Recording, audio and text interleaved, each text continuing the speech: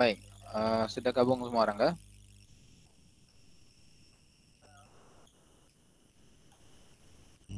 Baru 18, Pak. Oke. Oh, di kode yang lain. Nanti yang diakui absen ini cuma yang ikut Google Meet ya. Yang tak ikut berarti tak dianggap hadir ya.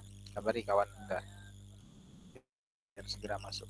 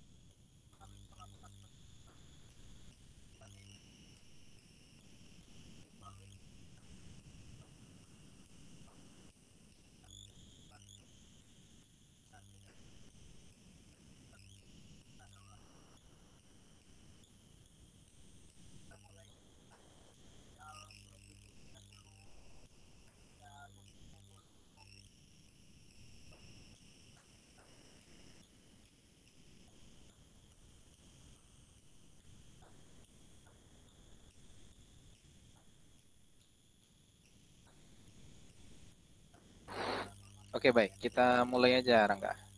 Moderator siapa tadi? Rangga presentator ya. Silakan dipandu. Kita langsung diskusi yang materi kan sudah di share tadi.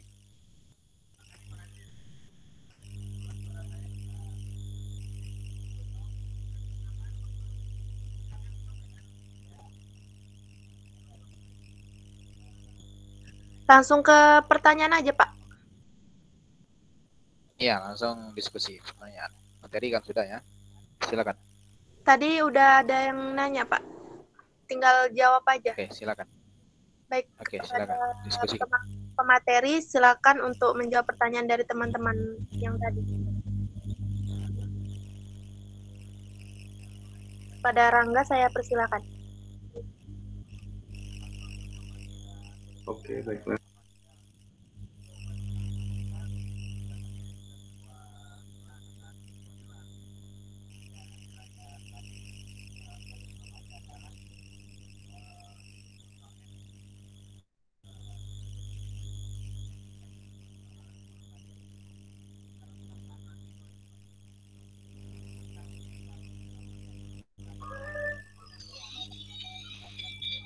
Kedengaran suara saya? Dengar.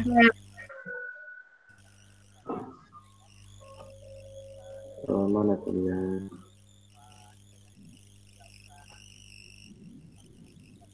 Pertanyaan dari Rusniati. Pertanyaannya, anak yang GPPH adalah anak yang hiperaktif yang salah satunya tidak bisa fokus dalam belajar. Yang saya tanyakan, bagaimana kita bisa membedakan anak yang tidak bisa fokus dalam belajar dengan anak-anak tidak mau belajar, anak yang malas, atau anak yang memang sulit menganggap tidak suatu pembelajaran. Nah, itu pertanyaannya. Jadi, sebagaimana kita ketahui bahwa gangguan GPPH ini terjadi pada anak usia di bawah 7 tahun. Nah, anak usia 7 tahun ini biasanya memang dia ini agak susah diatur dan masih belum bisa mengontrol emosinya. Nah, maka tadi pertanyaannya adalah membedakan ya. Nah, dalam kasus ini sendiri,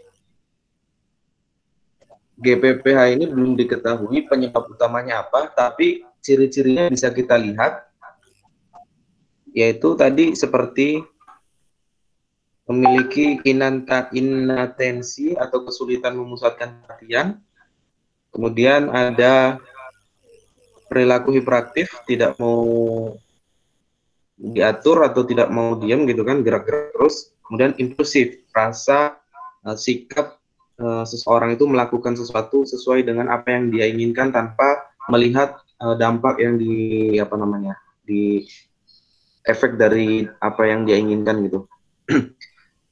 Nah, jadi kalau menurut aku kayaknya pertanyaan Rusniati yaitu dengan cara kita melihat apakah anak ini GPPH itu mengidap gangguan GPPH ini ya dengan cara tadi kita kenali gejala-gejalanya dengan pasti. Yang mana gejalanya tadi ada gejala impulsif, gejala hiperaktif, dan hiperaktif ini maksudnya dia tidak biasa gitu, maksudnya dia bergerak yang tidak bisa diatur berlebihan sehingga orang tua ini kesusahan dan ini berulang-ulang kali terus. Nah, kalau misalkan anaknya maksudnya tidak berkepanjangan gejalanya bisa dikatakan dia tidak mengidap GPPH.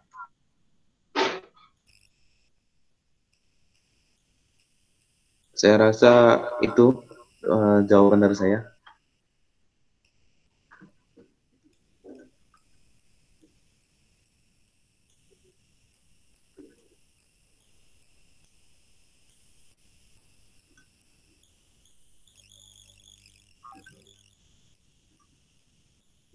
Saya kembalikan kepada moderator.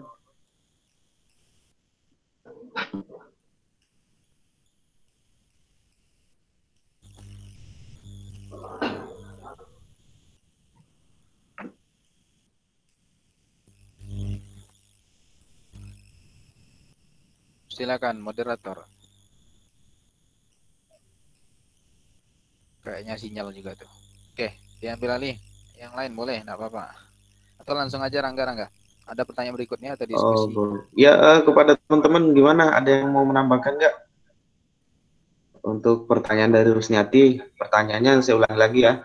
Anak yang GPPH adalah anak yang hiperaktif, yang salah satunya tidak bisa fokus dalam belajar. Nah, Rusniati bertanya, bagaimana kita bisa membedakan anak yang tidak fokus belajar dengan anak tidak mau belajar, anak yang malas atau anak yang memang sulit untuk menanggap atau memahami suatu pembelajaran. Jadi perbedaannya gimana gitu antara anak GPPH dengan anak yang malas. Barangkali ada teman-teman yang ingin menambahkan. Ya, Hasan.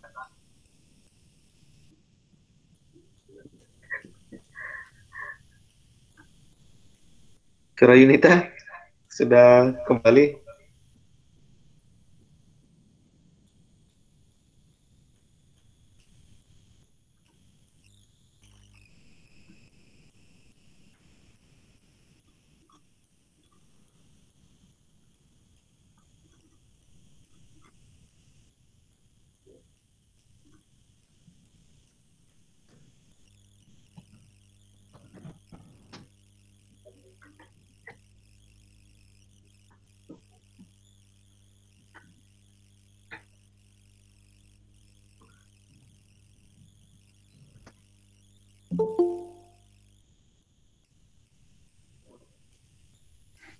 Gimana Bang?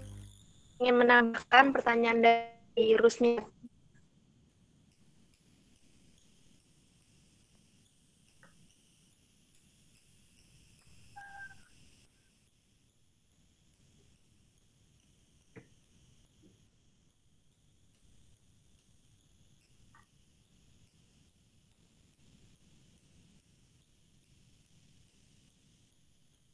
Oh, nampaknya Yunita gagal Dari jaringan.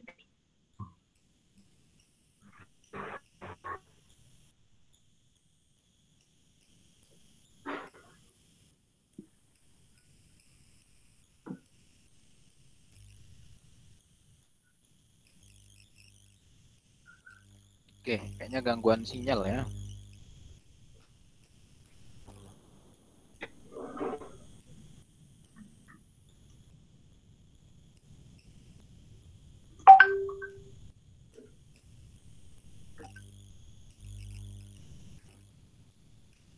Baik, yang lain boleh, silakan.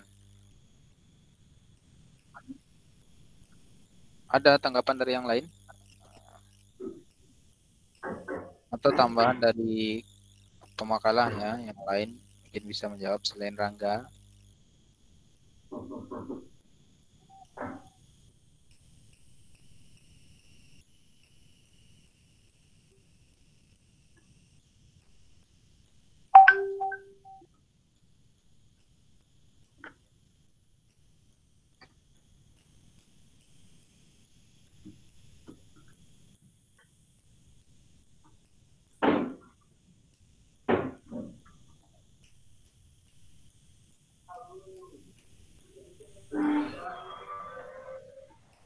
Ada tanggapan? Jika ada pertanyaan lagi silakan. Nah, kau pada diam-diaman nih. Oke, baiklah Pak. Lanjut ke pertanyaan kedua dari saudari Siti Aslamnya. Pertanyaannya mungkin agak keluar dari topik pembahasan. Nah, ini dia kata Siti. Jadi pertanyaannya, teman saya memiliki saudara yang umumnya itu sekitar di bawah 5 tahun. Memiliki saudara itu umurnya di bawah 5 tahun. Nah, anak ini memiliki gangguan. Kalau lagi minta sesuatu, keinginannya harus dipenuhi. Kalau tidak, ia akan menangis histeris, terus kejang-kejang, langsung pingsan.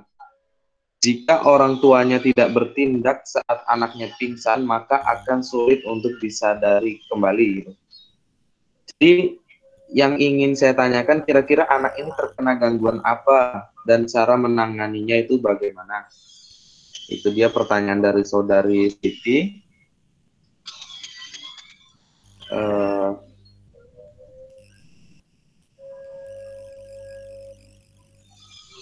Di sini saya coba menjawab, barangkali bisa lah maksudnya. Jadi kalau kita tengok dari pernyataan tadi, anak ini kan dia ketika ingin ada sesuatu keinginan, dia ini harus dipenuhi gitu keinginannya tanpa tanpa memikirkan sesuatu bahwa kalau orang tuanya ini lagi nggak ada uang ataupun lagi gimana gitu kan kondisi orang tuanya, tanpa melihat itu tapi dia maksa gitu kan. Nah ini kalau kita lihat ini masuk ke dalam ciri-ciri gangguan impulsif. Nah ini dia, kita coba kasih tahu dulu ciri-cirinya. Ciri-ciri gangguan impulsif itu biasanya anak mengambil sesuatu yang diinginkan secara paksa tanpa harus menunggu atau meminta terlebih dahulu. Secara paksa, jadi harus gitu ya. Memanjakan diri dengan hal-hal seperti berbelanja atau makan berlebih. Kemudian merusak barang milik pribadi atau orang lain ketika marah. Berbicara tanpa pertimbangan baik atau buruknya perkataan tersebut. Melukai diri sendiri ketika marah, sedih, atau kecewa. Berteriak saat merasa stres. Stres mungkin karena keinginannya tidak dituruti. Akhirnya dia berteriak-teriak. Sama kayak tadi kan histeris katanya. Sampai histeris kalau nggak dituruti kan, mintanya kan.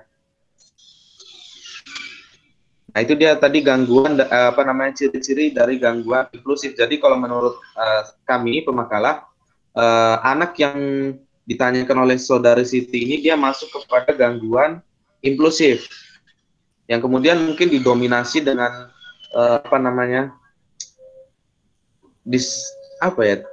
disfungsi lainnya gitu, sehingga sampai anak ini dia mengalami pingsan.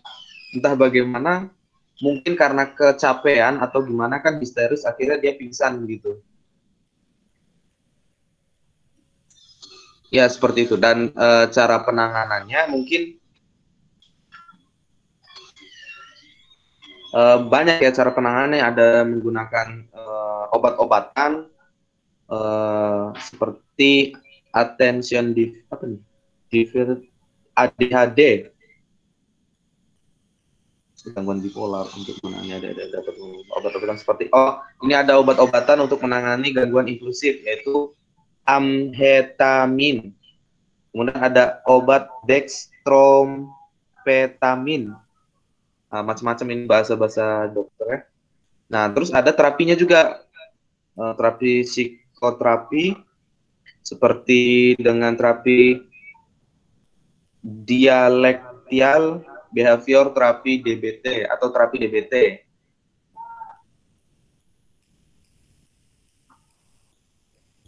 Ya, seperti itu Saudara Siti, jawaban dari saya. Kurang lebihnya mohon maaf. Pada Siti bagaimana? Baik, terima kasih atas jawabannya. Saya ingin bertanya lagi sedikit. Nah, tadi kan pemakalah mengatakan bahwa anak ini bisa diterapi atau menggunakan psikoterapi. Sedangkan umur anak ini sendiri masih sekitaran 2 atau 3 tahun. Jadi, kan tentu anak ini belum bisa berkomunikasi dengan baik. Jadi, bisa dengan psikoterapi. Oke. Tentu yang namanya gejala impulsif ini kan, saya jawab ya, tentu impulsif ini kan dia di bawah umur apa yang namanya yang masuk bisa berpikir gitu mana baik benar, yaitu di bawah umur 7 tahun. Artinya di sini pun dikatakan oleh Dr. Kevin Andrian, seorang dokter dari apa nih? Ala dokter ya. Nah, di sini memang bisa, karena memang psikoterapi itu kan bukan hanya untuk orang-orang dewasa saja gitu. Nah, ditambah lagi ini kita harus memberikan apa namanya bukan terapi, wawasan atau pengetahuan bagaimana orang tua menyikapi anak yang impulsif, sehingga anak ini tidak terus-terusan apa namanya muncul gejalanya gitu. Kalau psikoterapinya mungkin bisa itu sih.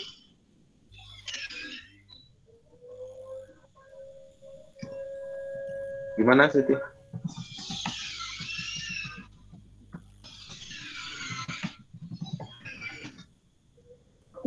Berarti peranan orang tua juga penting kan dalam menangani anak ini selain psikoterapi.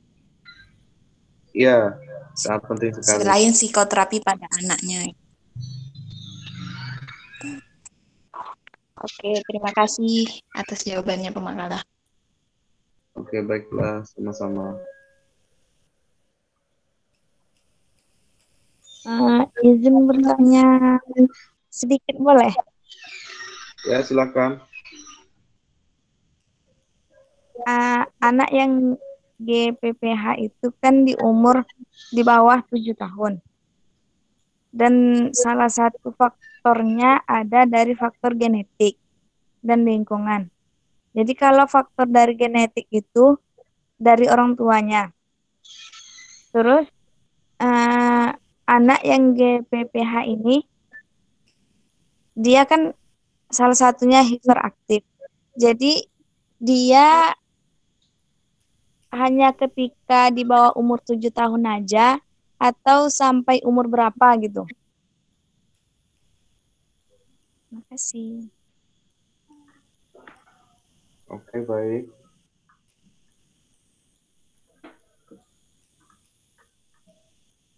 Nah, ini sama seperti jawaban tadi dari siapa? Siti Aslamia ya.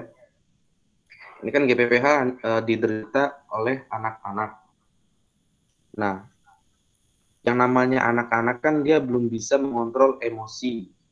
Jadi, ketika anak ini belum bisa mengontrol emosi, maka timbullah rasa-rasa seperti tadi, rasa impulsif dan yang sebagainya tidak bisa diatur. Nah, ketika dia sudah masuk di usia-usia bisa berpikir lah, ibarat bisa memilah salah atau benarnya suatu tindakan, maka berjalannya waktu ini dia akan berkurang seperti apa tadi, hiperaktif, yang tadinya nggak mau diam. Nah, ini kan ada faktor lain, yaitu seperti faktor lingkungan yang membentuk dia supaya berubah gitu. Entah itu dari orang tuanya kan mendidik dia bagaimana supaya dia bagus. Kemudian ada ketika anak masuk ke apa namanya TK ataupun sekolah-sekolah dasar, itu kan mereka diajarkan tentang apa tata krama, budi pekerti. Nah, dari sinilah nanti perilaku apa namanya impulsif ataupun tidak mau diam apa sih namanya tadi? Hiperaktif. Oh iya, hiperaktif. Hiperaktif itu akan berkurang dengan sendirinya. Dia akan berpikir sendiri gitu. Karena emosinya sudah mulai terkontrol.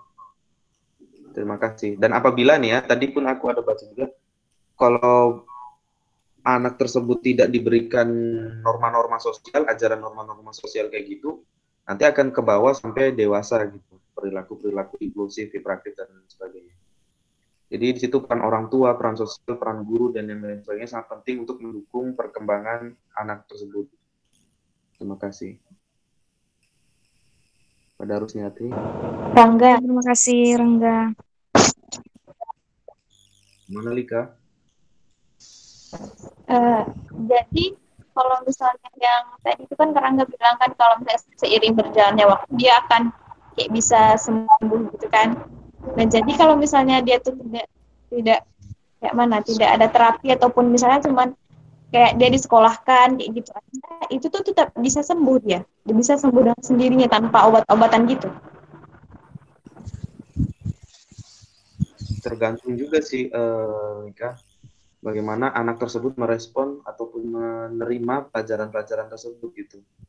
Kalau misalkan dia terbuka gitu wawasannya, mungkin dia akan berubah ke yang lebih baik gitu. Tapi kalau memang dasarnya dia susah diatur, akhirnya butuh proses panjang ataupun pembelajaran yang memang benar-benar fokuskan kepada anak ini supaya dia bisa berubah gitu. Soalnya pasti ada perubahan itu, Lika. Nggak mungkin nggak ada perubahan. Yang tadinya anaknya bodoh ataupun yang nakal gitu kan, pasti akan ada momennya di mana dia akan berpikir, ke depannya ini saya harus berubah, nggak boleh kayak gini terus. Karena dari fitrahnya manusia sendiri itu kan dia baik gitu, maksudnya menginginkan kedamaian gitu fitrahnya manusia. Jadi orang tuh pasti akan memikir juga bagaimana apa yang dia lakukan ini benar apa salah gitu. Seperti itu, Lika. Jadi kembali lagi bagaimana cara orang tua atau gurunya itu untuk mengubah sikapnya gitu dengan cara lembut atau yang kasar sehingga anak ini bisa berubah gitu. Terima kasih. Terima kasih Rangga. Rangga, Iya, gimana?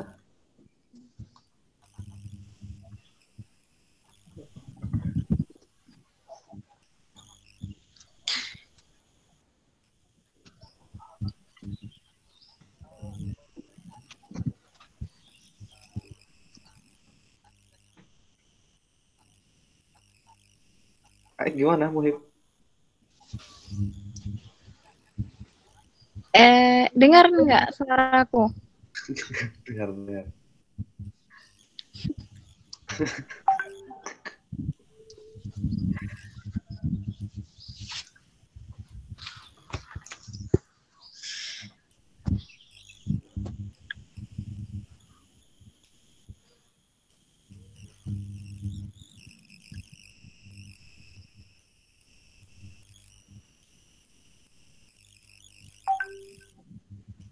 Gimana, Muhib?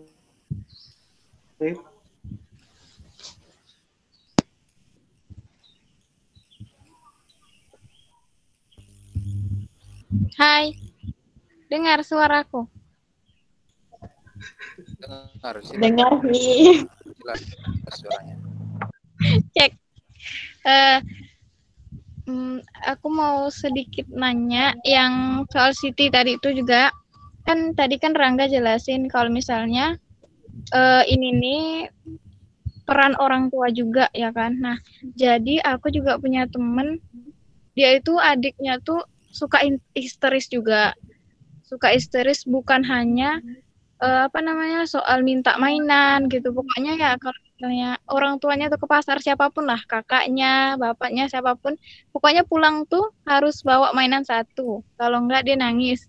Apapun yang dia pengen, pokoknya harus dituruti.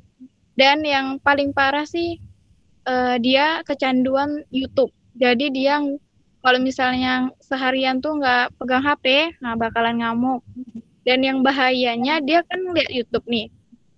Orang tuanya ada kecurigaan kalau dia nonton video yang nggak seharusnya dia tonton gitu.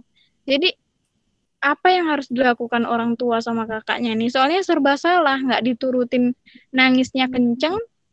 Kalau misalnya diturutin bakalan berkelanjutan. Iya.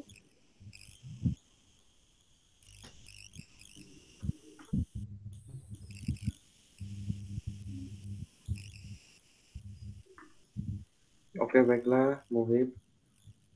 Sebelum saya menjawab, apa ada teman-teman yang ingin menjawab juga, membantu jawab, bagaimana gitu kan? Cara orang tua supaya anak ini dia bisa meminimalisir bagaimana caranya supaya anak ini tidak impulsif gitu. Saya coba bantu jawab. Oke, kepada Setiati. Saya rasa kasus yang dialami tetangga Muhib itu saya rasa sama penanganannya seperti tetangga tadi. Ya seperti di psikoterapi, terus bawa ke psikiater. Saya rasa sama, kurang lebih sama penanganannya sama seperti Siti. Karena saya lihat kasusnya tidak jauh beda. Cuman bedanya beda di permintaan aja. Caranya juga sama. Jadi saya rasa cara penanganannya sama juga. Oke, baiklah kepada Setiati. Berarti harus menjawab.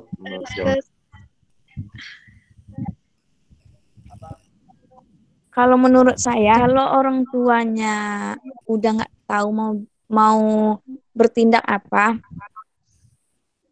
apalagi orang tua yang awam. Jadi saya rasa kalau seandainya orang tuanya udah bisa menanganin, maka anak tersebut tidak akan berkelanjutan seperti itu. Jadi saya rasa orang tuanya atau keluarganya itu butuh bantuan dari luar. Saya rasa seperti itu. Oke, baiklah. Terima kasih, Setiati.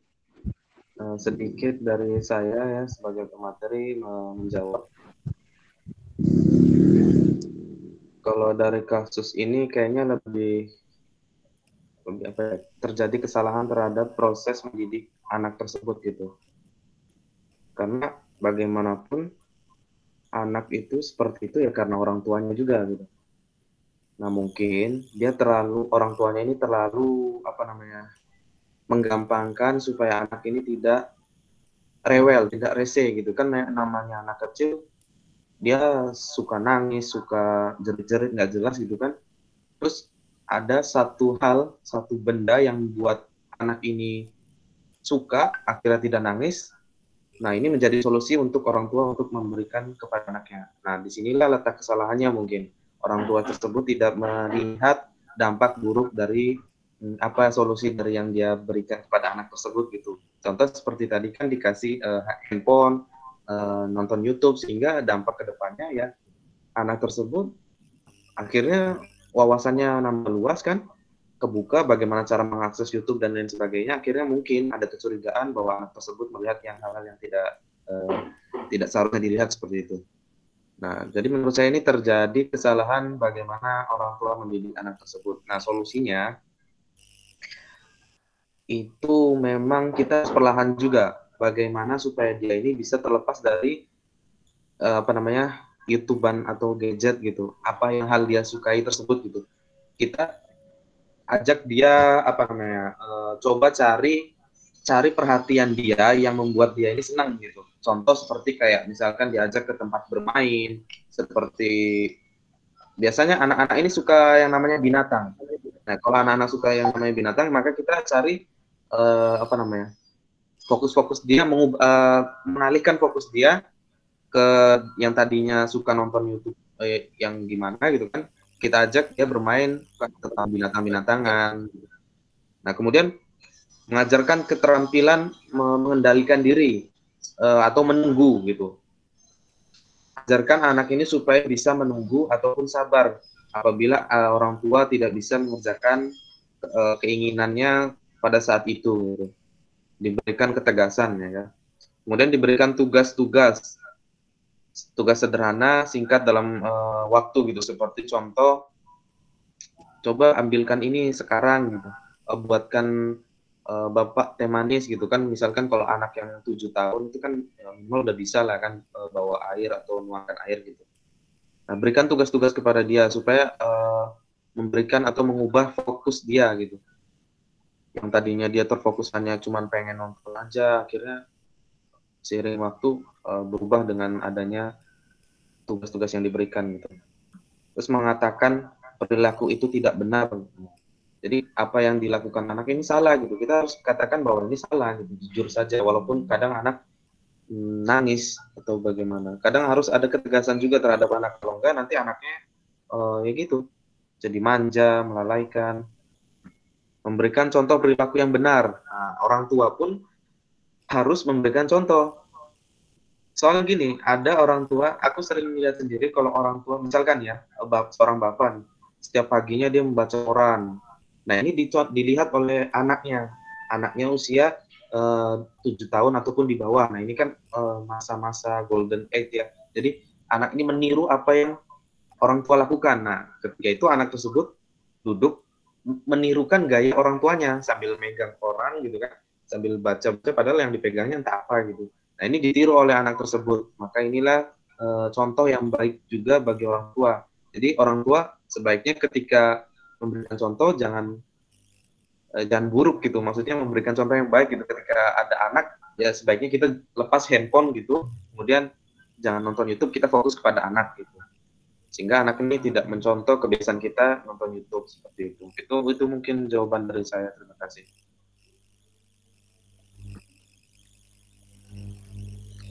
Bagaimana saudari Muhib ya?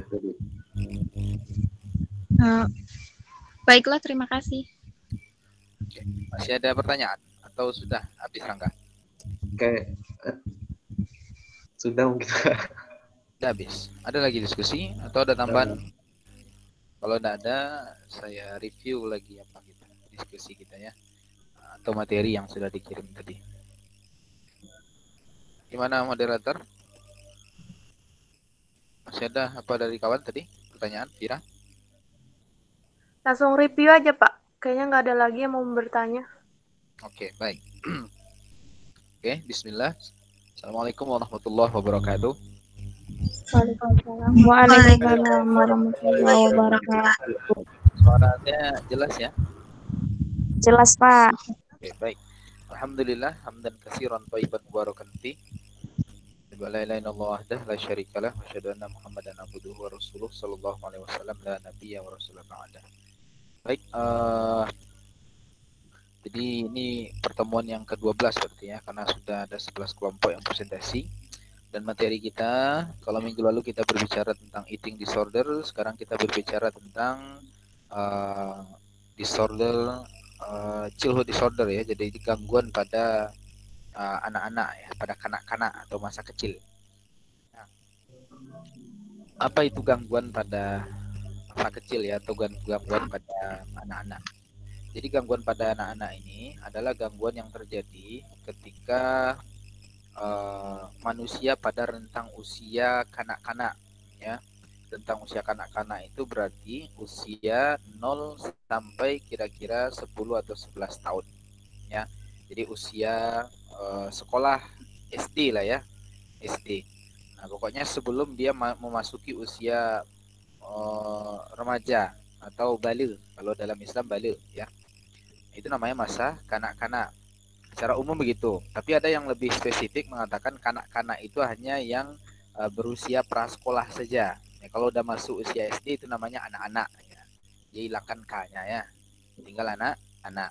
Oke, jadi tapi kalau saya lebih suka itu umum saja gitu ya, karena gangguan ini terjadi sampai anak memasuki usia SD.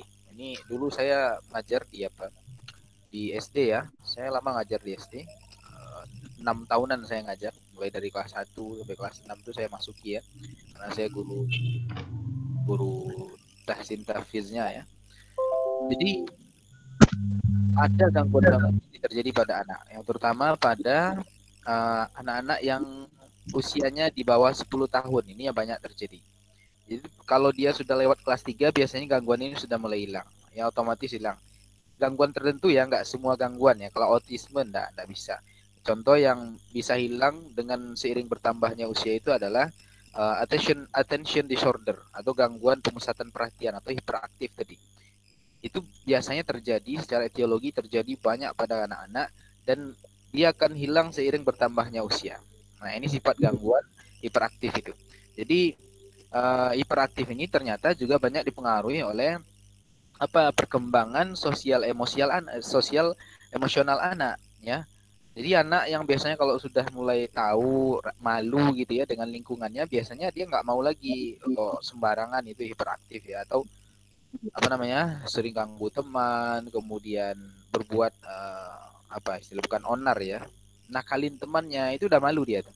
Ya, lewat kelas 3 itu udah malu dia. Ini gangguan tadi seiring dengan itu akan berkurang karena erat kaitannya dengan sosial emosional anak. Itu sifatnya. Tapi kalau autisme dia tergantung. Kalau autisme berat dia permanen. Tapi kalau ringan dia bisa berubah dengan obat ya. Gitu. Ya.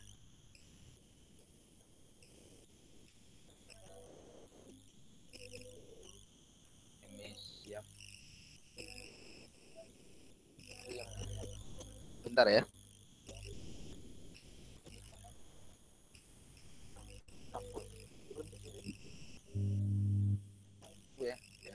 Nanti kita bicarakan.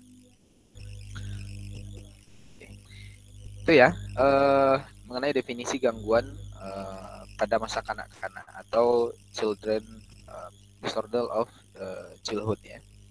Kemudian jenis-jenisnya. Nah, tadi sudah disampaikan oleh pemakalah ya, ada beberapa jenis ya gangguan ini.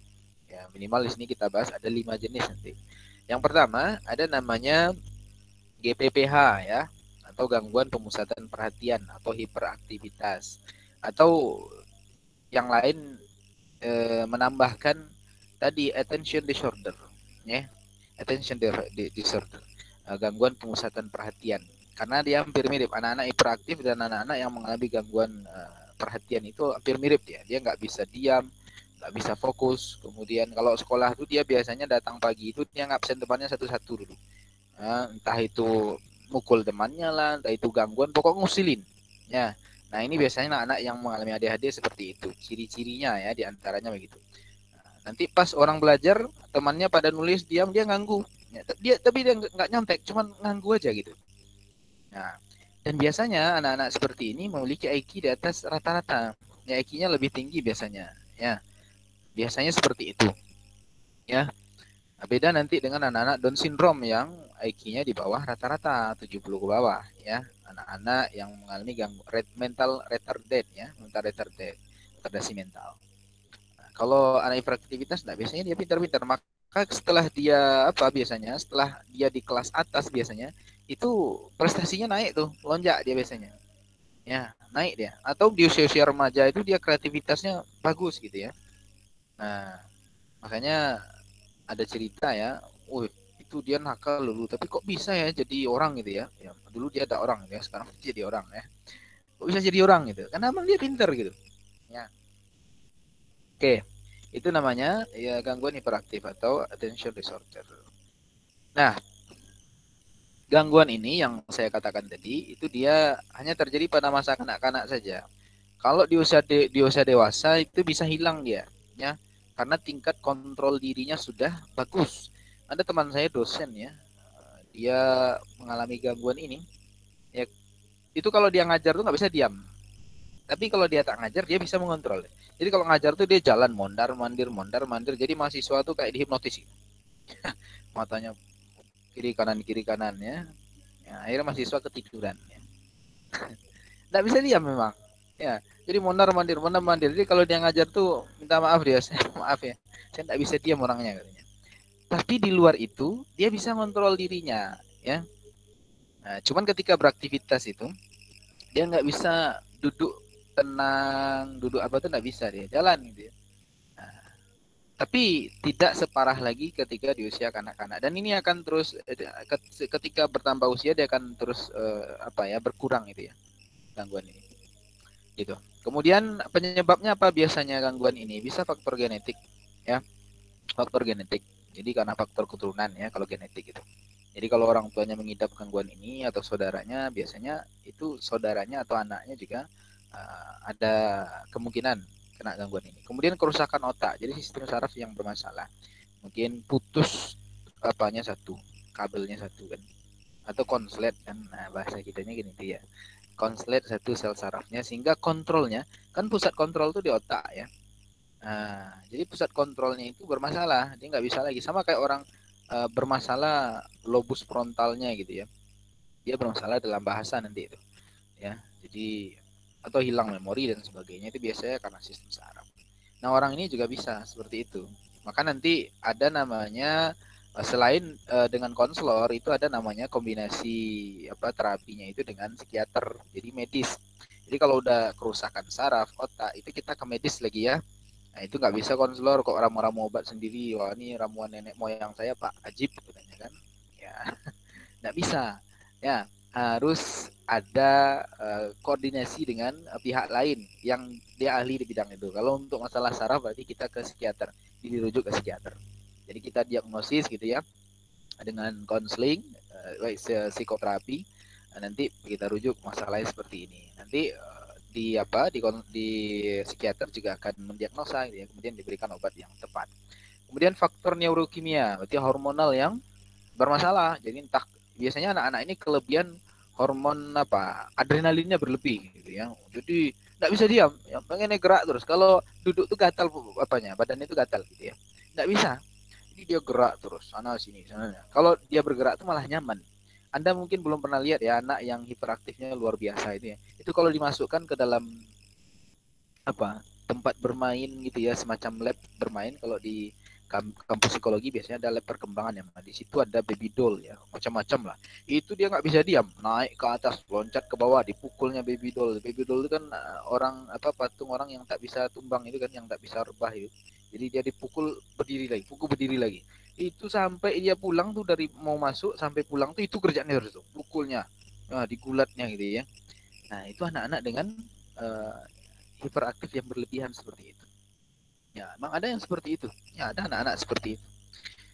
Oke, kemudian faktor psikososial. Nah, berarti ini pendidikan yang salah. Ya, pengajaran yang salah dari orang tua. Dia contoh ibu bapaknya mungkin nakal sama tetangga gitu kan. Dia juga ikut nakal gitu ya. Anak tuh seperti itu. Ya, ini faktor psikososial. Makanya kalau jadi orang tua tuh ya di depan anak ya kasih contoh yang baik gitu ya. Nah, kalau enggak anak akan jatuh. Atau faktor lingkungan bisa juga. Anak-anak dengan tunasusila itu ya. Tunasusila ya yang anak-anak jalanan itu. Nah, ini biasa kan karena faktor psikososial. Ya, maka mereka bermasalah gitu ya. Anak-anak hiperaktif juga bisa karena faktor itu. Ya. Kemudian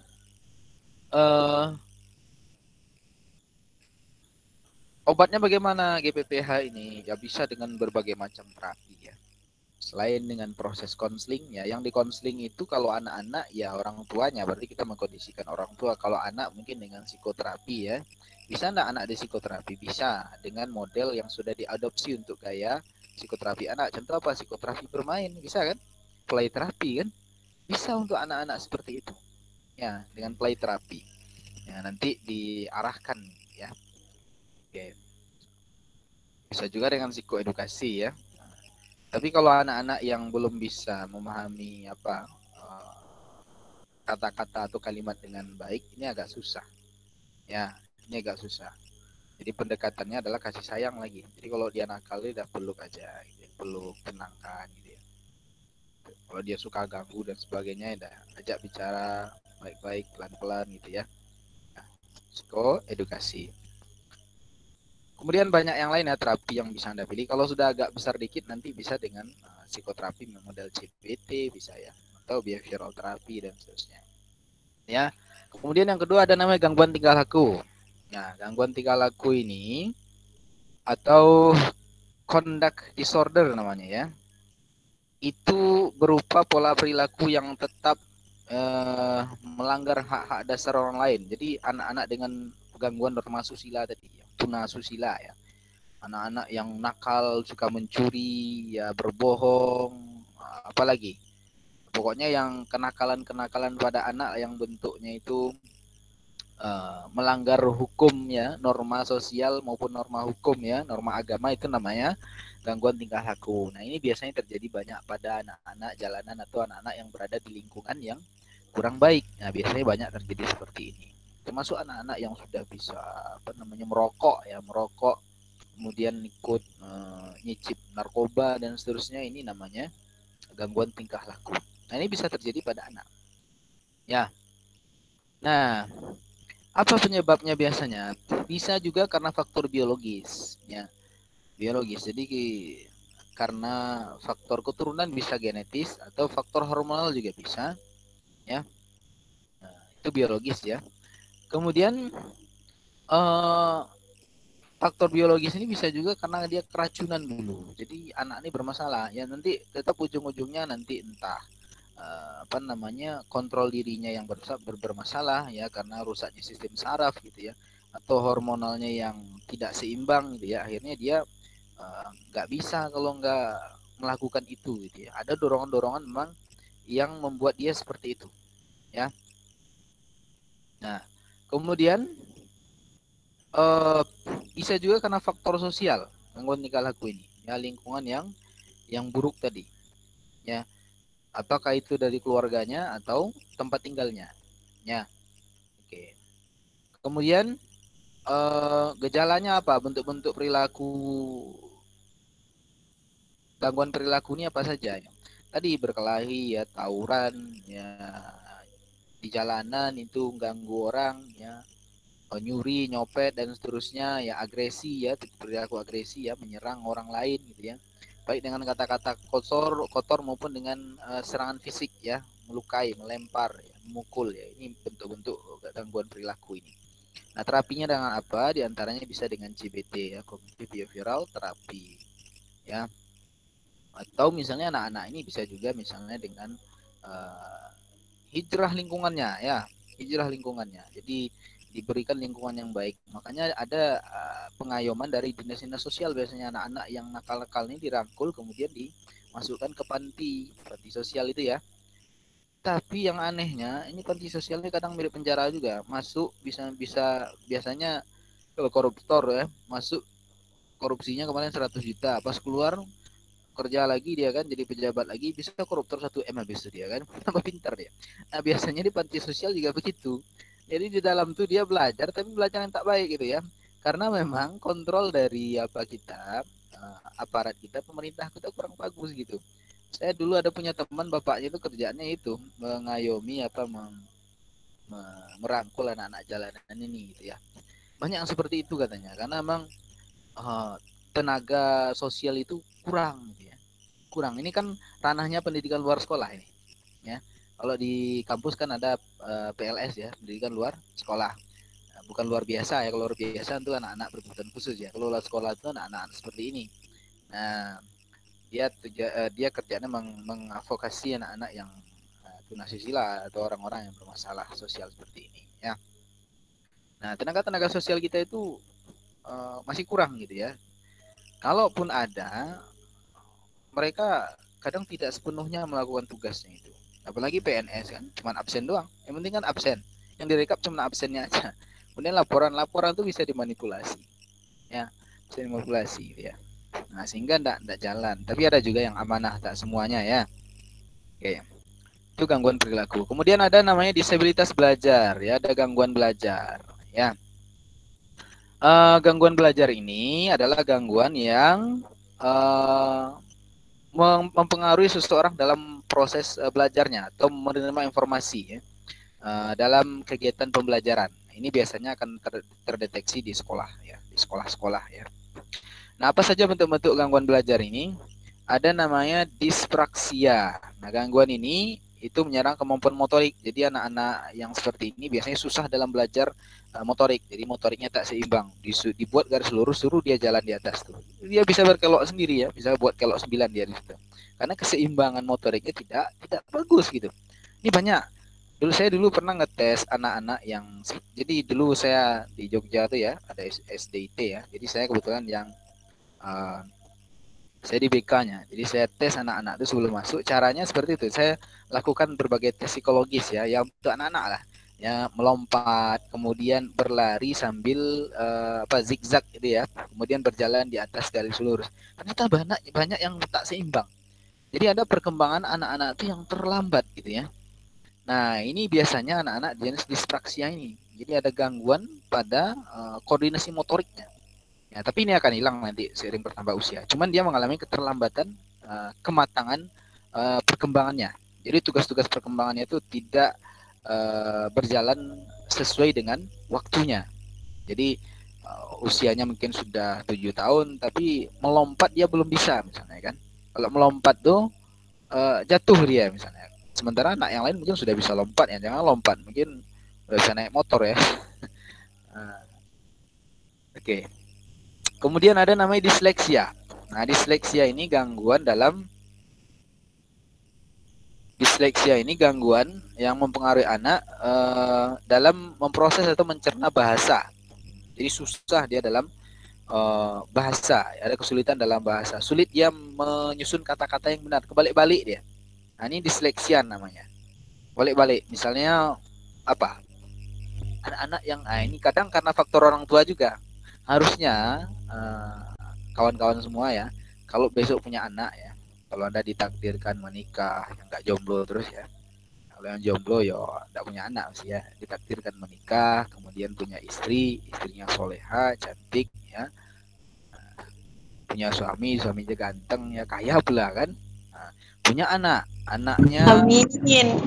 ya, anaknya 12. Ini kalau ini nggak diaminkan, kalau yang ini nih. Anaknya soleh dan soleha gitu ya. Jadi kalau besok didik anak, kalau besok ngajari anak, dari kecil tuh ajari bahasa yang benar. Jangan misalnya manggil ayah gitu ya. Jangan, biasakan manggil dengan tepat. Ayah, panggil ayah. Nah, ayah gitu. Jangan ya. Dia lama-lama dia jadi seperti itu. Akhirnya bermasalah dia. Susah dia untuk melafalkan bahasa yang benar. Atau makan tuh ya makan. Jangan mam. Maam itu walaupun sudah menjadi bahasa ini kesalahan pembelajaran waktu kecil, kesalahan belajar bahasa ini. Jadi biasakan sejak kecil itu bahasa yang benar. Makan, ayah, umi ya, abi, ibu ya. Nah, kalau kita kan enggak. Ikuti pola anak tuh. Ya, anaknya bilang mam, ayah, mam minta lagi. Ah, akhirnya anaknya sampai tua, udah nenek-nenek, bahasanya masih anak-anak gitu ya. Nah, nah, ya, jadi ini kesalahan ya. Maka dari kecil dibiasakan bahasa yang betul ya. Oke, itu disleksia. Kemudian disgrafia ini biasanya bermasalah dalam menulis ya, menulis kata-kata. Dia bingung huruf ya, huruf D dengan B ya, huruf apalagi W dengan M ya, biasanya dia kebalik-balik. Ini namanya disgrafia. Dia susah dalam menulis kata-kata, menyusun kalimat gitu ya. Nah, dia enggak bisa di situ, ada kesulitan. Kemudian diskalkula ini dalam matematik ya, matematika ya, yang sifatnya matematis, menjumlah ya, mengurang, membagi. Nah, ini biasanya kesulitan. Jadi suruh menambah, nah, dia kesulitan biasanya, apalagi sampai membagi ya. Biasanya anak-anak yang mengalami ini dia lambat sekali dalam pelajaran matematikanya ya. Kemudian auditory processing disorder ini biasanya masalah pada pendengaran ya. Jadi ada gangguan pada pendengarannya yang menyebabkan terganggunya perkembangannya ya.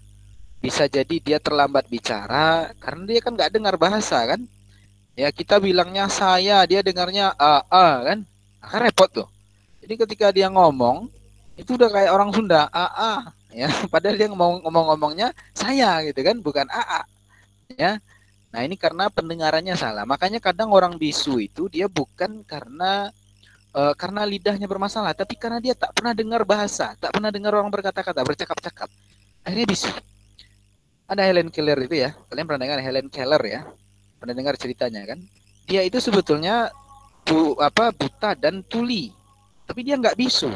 Sistem bicara pada mulutnya itu normal, tapi karena dia buta, nggak melihat orang berbahasa, bahasa tubuh ya, nggak pernah lihat orang, kemudian dia tuli, nggak pernah mendengar, akhirnya seperti orang gila dia. Ya, akhirnya oleh terapinya udah berbagai macam orang menterapi, nggak bisa, dia kayak orang gila. Ya, apa yang ketemu dipukul, ya, dilempar ya apa. Nanti cari Helen Keller ya ceritanya ya. Nah, akhirnya ketemu dengan terapi yang paham masalahnya. Dia ajari Helen Keller ini dengan berbahasa dengan menggunakan air. Jadi ditulis di tangannya. Mulai di situ dia baru belajar tentang bahasa ya. Nah, jadi orang tuli, orang bisu itu kalau permanen gitu ya dan total, tuli bisunya memang tak lihat sama sekali, tak mendengar sama sekali, itu bisa tuli dan buta ya, itu bisa dia bisu ya. Ya, jadi orang bisu itu karena pendengarannya bermasalah juga bisa. Atau visual processing, ini gangguan pada penglihatan. Nah, ini bisa juga mempengaruhi perkembangan pada anak. Nah, bisa juga terjadi gangguan-gangguan yang lain akibat ini. Ya, mengobatinya dengan apa, Pak? Gitu ya. Ini bisa dengan terapi. Kalau jenis gangguan perilaku tadi yang jenis gangguan belajar yang tadi disgrafia itu bisa dengan terapi ya, dengan latihan, pengulangan dan seterusnya. Tapi kalau nanti sudah masuk auditory processing disorder atau visual processing disorder yang gangguan telinga, gangguan pada mata tadi ya, itu kerusakan, itu harus diobati dengan medis juga ya. Oke.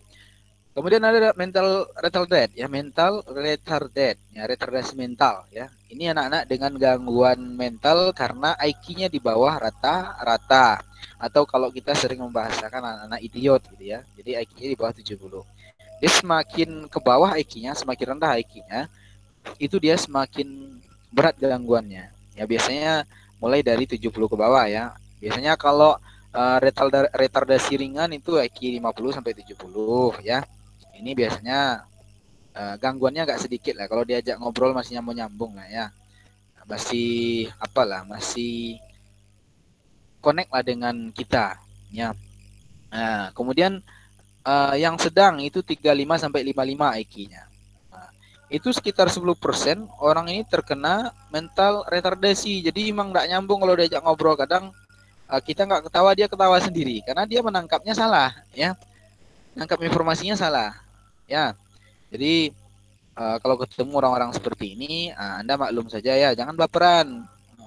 Saya diajak Pak, saya diketawain sama dia Pak. Bukan ketawain Anda, memang dia seperti itu ya. Jangan baperan. Anda kan calon konselor ya. Kemudian ini yang berat lagi, 20 sampai 40 itu berat. Ya.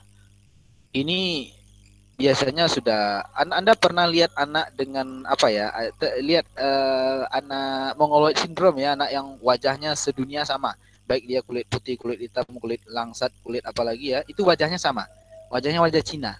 Itu biasanya masuk kategori ini dia, anak-anak yang IQ-nya rendah sekali. Itu ngomong nggak bisa dia, tapi kalau untuk aktivitas ringan, untuk misal pakai baju apa, bisa dilatih dia. Ya, bisa dilatih untuk seperti itu. Tapi kalau untuk sekolah nggak bisa ya, apalagi sampai jadi sarjana kayak Rangga dan Hasan, kan nggak bisa. Ya. Oke, kemudian yang sangat berat sekali itu 20 sampai 25 ya. Nah, ini anak-anak seperti ini biasanya rentan juga terkena penyakit selain retarded, dia juga biasanya bisa rentan skizofrenia ya, gila dan seterusnya ya. Oke. Nah, itu bagaimana cara mencegahnya ya, mengobati ya. Kalau seperti ini ya, ini kadang sifatnya bisa permanen ya kalau seperti ini. Jadi kita harus mencegahnya dengan cara-cara yang kalau mencegah sebelum terjadi preventif ya. Ada langkah-langkah preventifnya ya. Ada langkah-langkah preventif ya. Kalau kuratif kan mengobati ya dengan terapi, dengan apa ya. Tapi biasanya sulit orang mengobati anak-anak kalau udah IQ-nya di bawah rata-rata, sulit ya. Mau dikasih makan apa saja, ikan yang bisa mencerdaskan orang, biasanya tidak jauh berubah gitu ya. Nah, lakukan langkah preventif, terutama pada ibu ya. Ketika hamil itu asupan gizinya harus seimbang ya. Konsumsi gizi seimbang, banyak makan sayur, minum susu, makan daging juga boleh, tapi jangan berlebihan ya. Maknanya berlebihan itu tak baik pasti. Kulu washrabu wala tusrifu. Ya, jadi konsumsi gizi seimbang. Kemudian kesehatan harus dijaga ya ibu-ibu. Karena banyak anak-anak seperti ini biasanya terjadi karena faktor selama kehamilan. Jadi ibu-ibu hamil itu biasanya entah dia jatuh, entah dia stres, entah apa gitu ya. Akhirnya janinnya bermasalah. Maka harus ada langkah preventif itu. Tapi kalau sudah terjadi gimana Pak? Terima itu takdir ya. Nah, tinggal kita ikhtiarkan untuk mengobatinya, mendidik ya minimal yang sederhana untuk mereka. Walaupun mereka tak bisa jadi sarjana, tak bisa sekolah gitu ya. Tapi yang sederhana bisa kita latih. Misalnya kalau IQ-nya 50 sampai 70 itu masih bisa kita latih keterampilan sederhana untuk bekerja dia. Misalnya apa yang dia sukai. Oh, dia sukanya merakit gitu ya. Oh lah berarti ajari dia. Sederhana di bengkel bisa tuh kan, sederhana kan. Apa misalnya kan, atau merajut dan sebagainya kalau yang perempuan ya. Pasti bisa. Ya. Tapi kalau di bawah itu agak susah ya. Apalagi yang mongoloid syndrome itu IQ-nya kan di bawah 50. Nah, ini susah, ini nggak bisa. Dia keterampilan sederhana seperti pakai baju itu bisa dia, pakai celananya bisa cebok, makan apa itu bisa mandiri.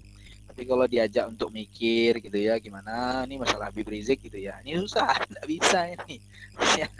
Nah, jangan sampai diajak berpikir sekeras itu ya. Habib Rizik aja akhirnya nyerah dia kan. Udah lah pusing ngadapi apa nih gitu ya. Oke. Gitu ya. Kemudian penyebab itu faktor genetik ya, bisa juga ya, faktor genetik ya, karena mungkin ada keturunan dulu yang seperti itu, atau gangguan pada sistem saraf ini bisa terjadi ketika saat hamil, atau ketidakseimbangan kimiawi ya berarti hormonalnya, atau kemungkinan lain ya faktor lain, misalnya kecelakaan ketika bayi dia kan jatuh misalnya atau terbentur kepalanya, ini bisa mengakibatkan itu ya. Nah, terapinya ini bisa banyak terapi ya. Kalau untuk bicara ya terapi bicaranya. Nah, kalau visualnya yang bermasalah ya lakukan terapi visual ya. Atau dengan bantuan medis juga bisa, dengan obat-obatan ya. Nah, ini bisa gitu ya. Nah, ini sekilas mengenai gangguan pada masa kanak-kanak ya. Jadi itu jenis-jenis gangguannya dan apa penyebabnya, bagaimana cara mengatasinya ya. Nah, mudah-mudahan Anda paham ya dan paham ya. Oke, itu saja ya karena sudah zuhur. Kayaknya kita nggak usah buka pertanyaan lah ya. Karena sudah zuhur kan kita tutup saja lah ya. Hasan kan masjid sana ya. Ya, mungkin ada yang jadi gorim ya. Nanti marah jemaah nanti. Oke, baik. Itu saja ya. Kuliah kita, sampai jumpa di berikutnya ya. Berarti minggu berikutnya udah pertemuan ke-12, minggu ke-13. Itu absensi toh direkap ya Rangga. Ini 23 orang yang hadir di sini. Oke. Kita akhiri kuliah kita ya dengan kafaratul majlis. Subhanakallahumma wa bihamdika asyhadu an la ilaha illa anta. Saya mohon maaf ya. Assalamualaikum warahmatullahi wabarakatuh. Waalaikumsalam warahmatullahi wabarakatuh. Waalaikumsalam warahmatullahi wabarakatuh. Wabarakatuh.